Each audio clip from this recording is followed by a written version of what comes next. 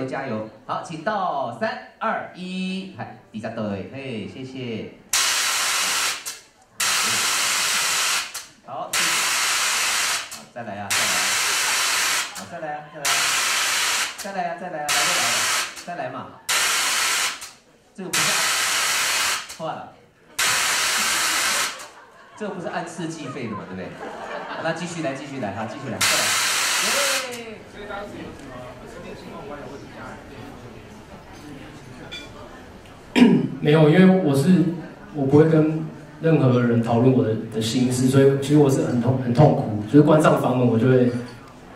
其实我那段时间有一个习惯，就是我会在家里的冰箱放很多啤酒啊、什么红酒这样，然后下班回家之后我就灌醉自己，蛮成人的。不过因为我也成年了，所以可以做一些这些事情。可是后来会发现，这个好像不是一个很好的方法。可是我有把这样的状态写进去歌词里面。我有一首新专辑有一首歌叫《夏天的歌》，它里面有一段歌词，就是说打开冰箱把啤酒都喝光。所以生活是真的可以变成音乐的，然后我也希望大家会喜欢我。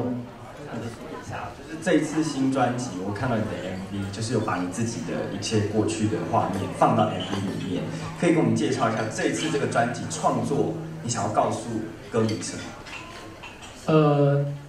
这次的创作题材跟以往也不太一样，然后就是它是我在走路之后，然后回到台北。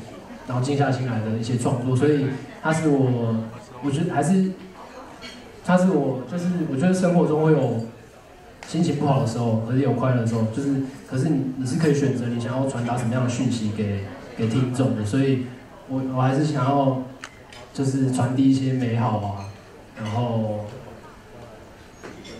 很正向的态度的观念，然后在这些音乐里面，对。